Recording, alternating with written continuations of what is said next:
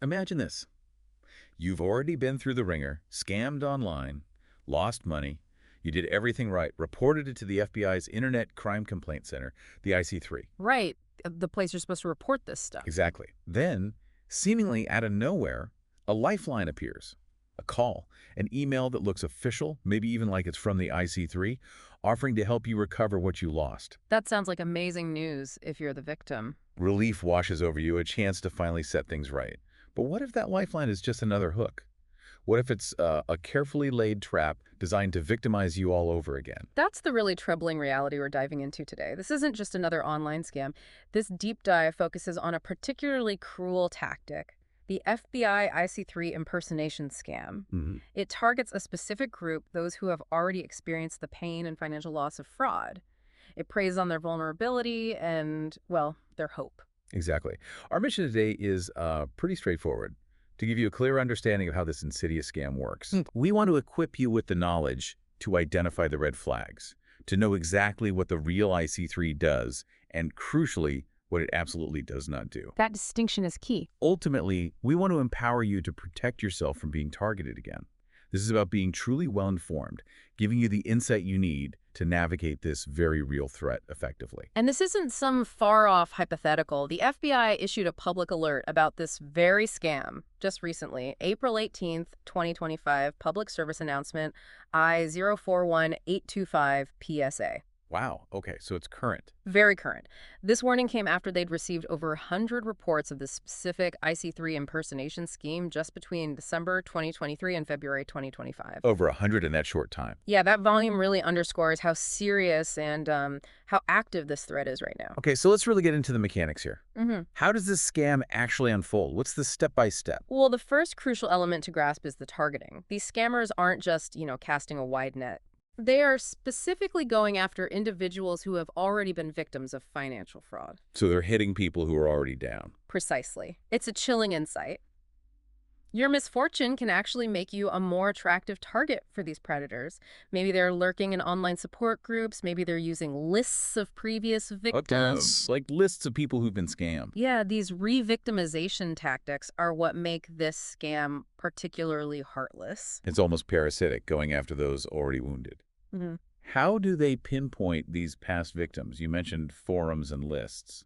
There are a couple of likely avenues. As the FBI has sort of indicated, they might be actively monitoring online forums and social media groups where fraud victims share their experiences. So they're just reading posts. Seems like it. Gives them direct access to individuals who have publicly stated they've been scammed.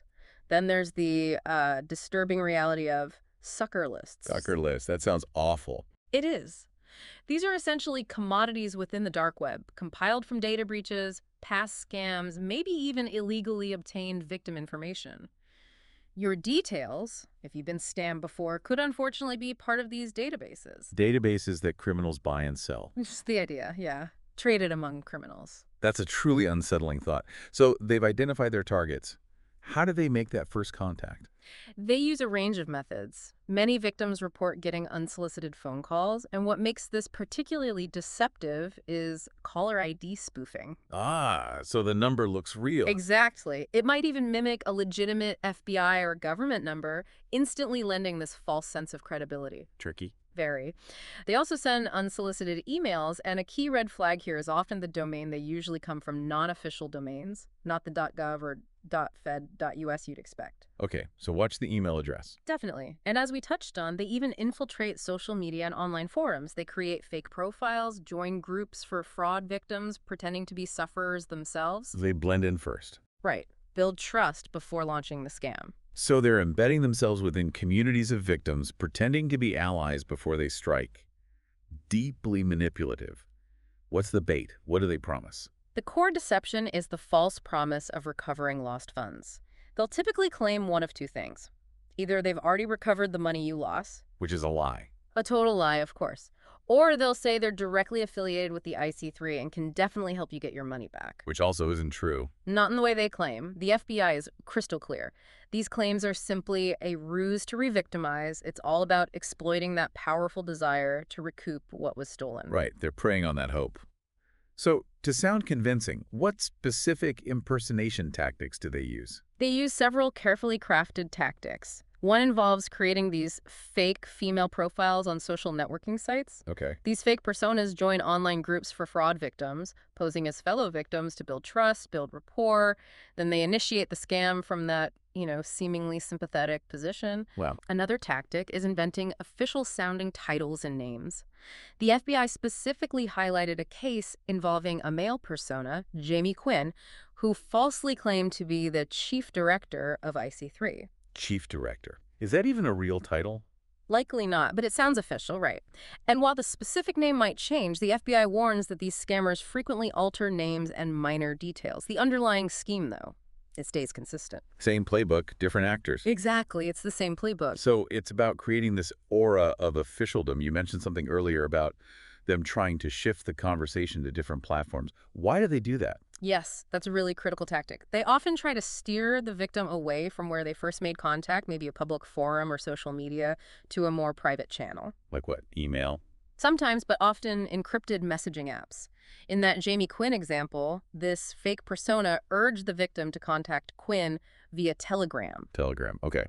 Well, it serves several purposes for the scammer. First, it isolates the victim, pulls them away from the group where others might spot the scam. Right. Cuts off potential warnings. Second, it creates a direct one-on-one interaction.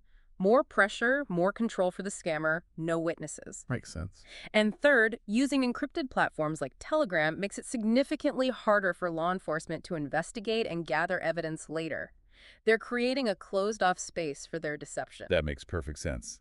Isolate the victim. Yeah. So ultimately, what are these scammers trying to get? What are their primary objectives? Their goals are primarily twofold. First is direct financial gain through what's called fee extraction. Fee extraction. Yeah, getting money directly from the victim by demanding payment for these totally fictitious fund recovery services.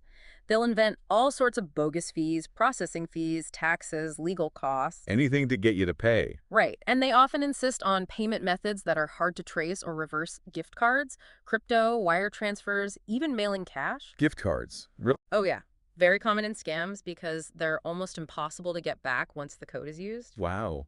Okay, so fake fees is one goal. What's the other? The second objective, which can be an alternative or sometimes an additional goal, is stealing sensitive personal and financial information. How do they justify asking for that? Under the guise of needing it for this supposed fund recovery, like, we need your bank account number to deposit the recovered funds, or we need your official security number for verification. And people give it to them. Sadly, yes, if they believe the story. This stolen data can then be used for identity theft, accessing existing accounts, or just perpetrating more fraud later. So it's a double threat. Steal your money now or steal your info to steal more later. Exactly. A truly vicious cycle. Okay, let's pivot. How do we tell the real IC3 from these fakes? The FBI warned about this, so what's their concrete guidance? They've been very clear, and this is absolutely crucial. They state unequivocally what the real IC3 will never do. Okay, let's hear it. First, the IC3 will never initiate direct communication with you through unsolicited phone calls, emails, social media, mobile apps, or posts in public forums. Any contact you didn't start yourself claiming to be IC3 offering help. Red flag, fraudulent. Got it. No unsolicited contact. Second, the IC3 will never ask you for any form of payment. No money, no gift cards, no crypto to facilitate fund recovery. Legitimate government processes just don't involve victims paying upfront fees like that. Never ask for payment. Check. And finally, the IC3 will never refer you to a third-party company or individual that requires payment for fund recovery services. Those kinds of referrals scream recovery scam. No referrals to paid services. Okay. So unsolicited contact, demands for payment, and referrals to paid third parties, those are the three big nevers for the real IC3. That's incredibly clear. Never initiate contact, never ask for payment, never refer to paid third parties. Vital rules. So if IC3 doesn't operate like that, how does legitimate communication from the FBI or IC3 happen? That's important to clarify. IC3 is the central hub for reporting, right? But it doesn't directly handle investigations or victim follow-up in the way these scammers claim. Okay. If the FBI needs more information about a complaint you filed through IC3, any direct contact will likely come from FBI employees at your local FBI field office or maybe other designated law enforcement officers. So local field office, not some central IC3 person calling me. Typically, yes. The report goes to IC3 centrally, but follow-up needing more info would usually come locally. It's a distinction scammers deliberately exploit using the well-known IC3 name. So reporting goes to IC3. Follow-up might come from a local FBI office. Are there any legitimate times the FBI might reach out proactively? Yes, sometimes. The FBI does conduct legitimate outreach. For instance, through initiatives like Operation Level Up, agents might contact identified victims of specific large-scale frauds, like crypto investment scams, to provide warnings. Okay, but how would that look different? Crucially different. These legitimate contacts follow very strict protocols.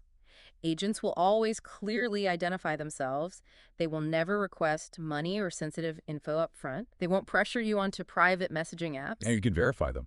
Absolutely. They'll provide clear, verifiable ways for you to independently confirm their identity through official channels. The fact that legitimate outreach exists makes it even more critical to be cautious because good scammers might try to mimic it.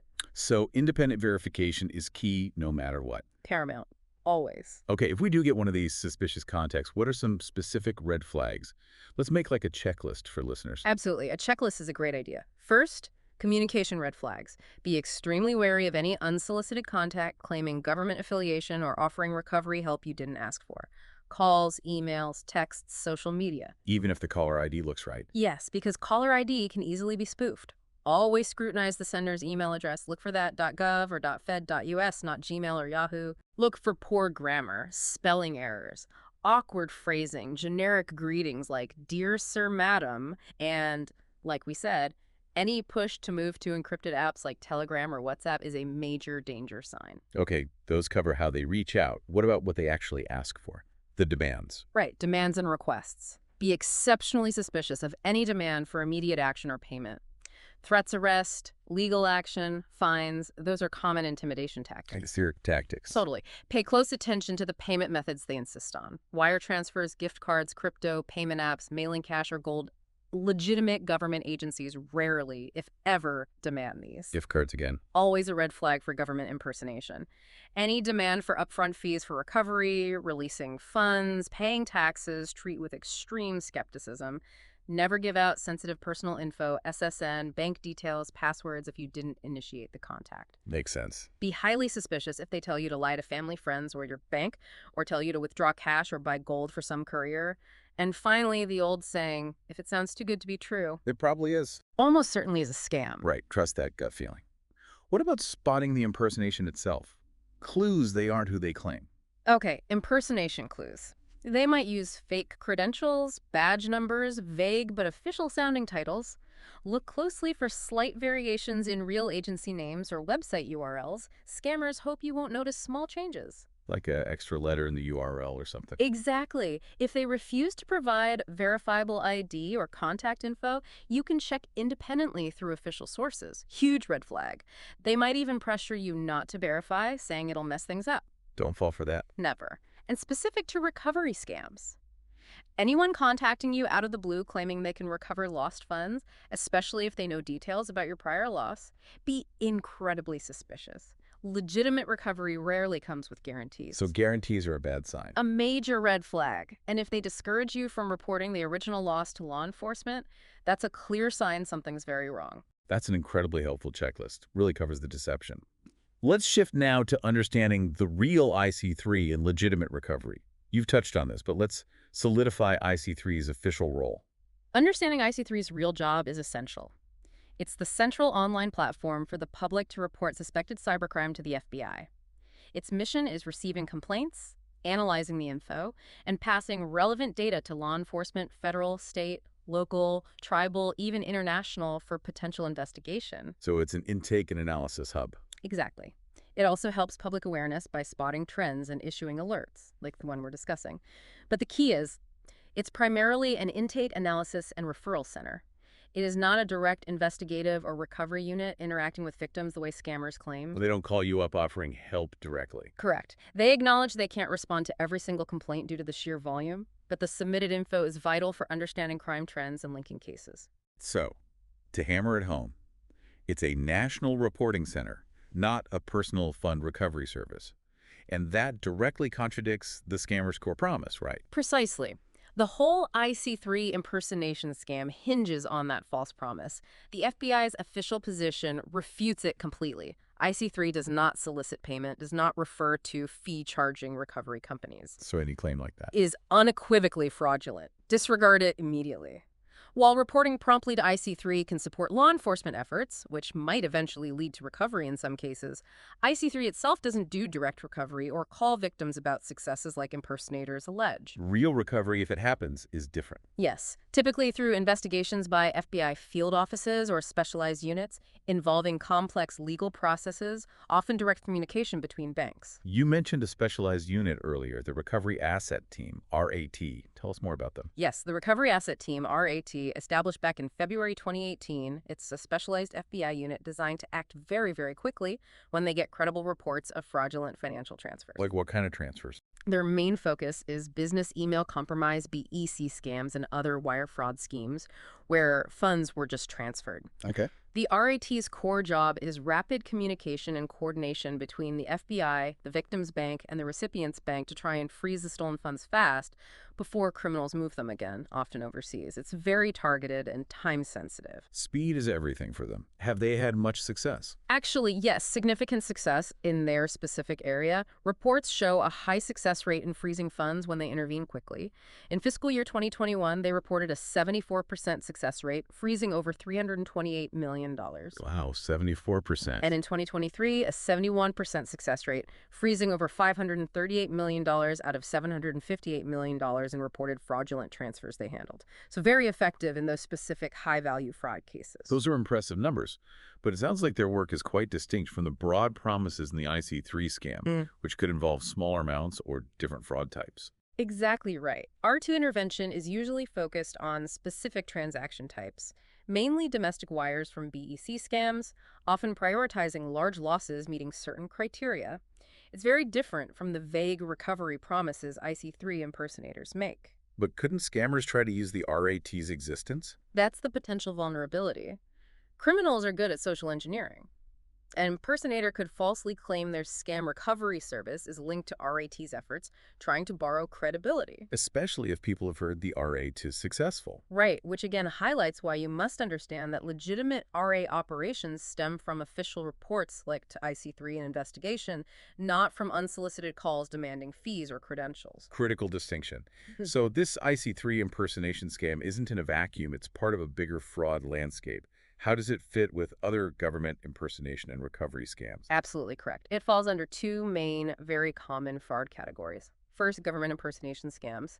Criminals falsely pose as officials from all sorts of agencies, FBI, IRS, Social Security, U.S. Marshals, you name it.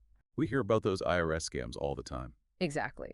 They often use intimidation threats of arrest, fines, or deceptive promises, like lottery winnings needing taxes paid up front, to coerce victims into sending money or info. Okay, that's government impersonation. What's the second category? Recovery scams, often called advance fee fraud. These specifically target people who've already lost money to a previous scam. Kicking them when they're down again? Precisely.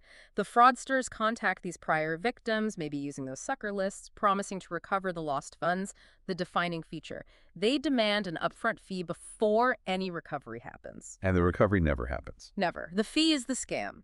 The IC3 impersonation is particularly nasty because it combines elements of both leveraging government authority and the desperate hope of getting money back. A really potent, awful combination. Exploiting fear and hope. We went through the red flags, but why are people, especially prior victims, so susceptible? What's the psychology here? Understanding the psychology is crucial. When someone's already been victimized, they often grapple with intense emotions, desperation, shame, embarrassment, isolation. That's traumatic. Deeply. This emotional turmoil can impair judgment, making them cling to any perceived solution, even if it seems fishy on reflection. The hope of getting money back is incredibly powerful, and scammers exploit that ruthlessly. Are there other factors? Yes, cognitive biases play a role. Victims might rationalize engaging due to cognitive dissonance, not wanting to admit they might be getting scammed again, or the sunk cost fallacy, feeling they've already invested time or emotion, maybe even a small fee, so they can't back out now. It makes it hard to cut losses. Very hard. And while the first scam might erode general trust, these recovery scammers are clever. They build false rapport, maybe posing as fellow victims, or they lean hard on the impersonated agency's authority, like the FBI here. So they manipulate trust pathways. Right. Being betrayed once can make it harder to assess trust accurately later.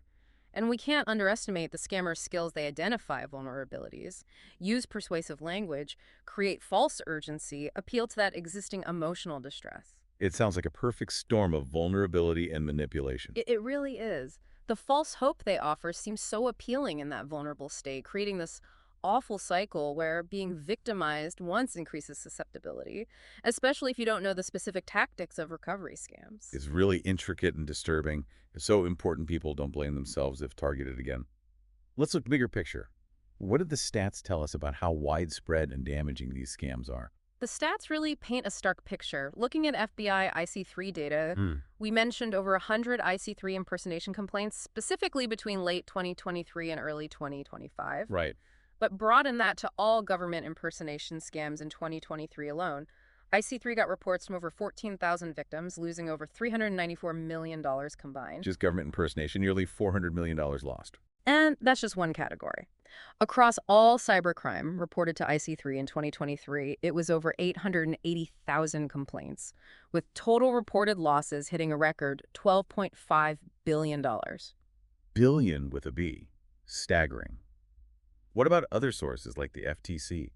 The Federal Trade Commission's Consumer Sentinel Network data shows similar trends. Imposter scams are consistently a top fraud category. Reported losses to all imposter scams hit nearly $3 billion in 2024. $3 billion. Within that, government imposter scams accounted for $789 million in reported losses in 2024, which was a significant jump from previous years. So it's getting worse. It seems the financial impact is worsening. While report numbers might fluctuate, the total reported losses are generally climbing, and the percentage of people reporting losing money when targeted is also rising. Individual scams seem more damaging. Any demographic trends? We consistently see younger adults might report experiencing scams more often, but older adults tend to suffer significantly higher median financial losses when they do fall victim. That's concerning. What about payment methods? The FTC data for 2024 shows bank transfers and cryptocurrency had the highest aggregate reported fraud losses across all fraud types. Crypto again. Yes. So looking at both FBI and FTC data, we see really consistent trends. Impersonation scams, including this IC3 variant, have a substantial and unfortunately growing impact. Those numbers are truly sobering. A huge problem. As we wrap up, what's the single most critical takeaway for our listeners? The absolute key takeaway, the thing to burn into memory, is this. The FBI IC3 will never initiate unsolicited contact asking for money or sensitive personal info to recover lost funds. Full stop. Never. Any offer coming unexpectedly, claiming to be IC3, promising help for a fee or your details, immediately recognize it as a scam. No hesitation, no exception. And the most crucial actions listeners should take. Okay, crucial actions. First, always assume unsolicited recovery offers are fraudulent. Just start there. Healthy skepticism. Exactly. Second, if contacted, don't engage, don't respond. Independently verify any claims through official trusted channels before doing anything or giving any info. Verify, verify, verify. Third, guard your personal and financial info fiercely. Never give it out to someone who contacted you unexpectedly. Fourth, have a realistic understanding of legitimate recovery. It doesn't involve upfront fees from IC3 or similar agencies. Manage expectations. And finally, if you encounter anything suspicious, a potential government impersonation or recovery scam, report it immediately to the official IC3 website, www.ic3.gov. Even if you didn't lose money. Yes. Your report helps law enforcement track these criminals and protects others. That's all incredibly valuable, actionable advice. Any final thoughts or words of caution? Yes, I'd really encourage everyone listening to think about the sophisticated psychological tactics used here. These criminals deliberately exploit emotions and vulnerabilities. Be aware of the manipulation. Definitely. Please talk about these warnings with anyone you know who might be vulnerable, especially those who've been scammed before. Remember, vigilance and informed skepticism are your absolute best defenses against being re-victimized. Well said. And if you want to dig deeper, you can always find more good info on the official IC3 website and the FBI's scam awareness pages. Excellent. Thank you so much for shedding light on this really critical and unfortunately common issue. And thank you all for tuning into this deep dive. Please stay safe and stay informed.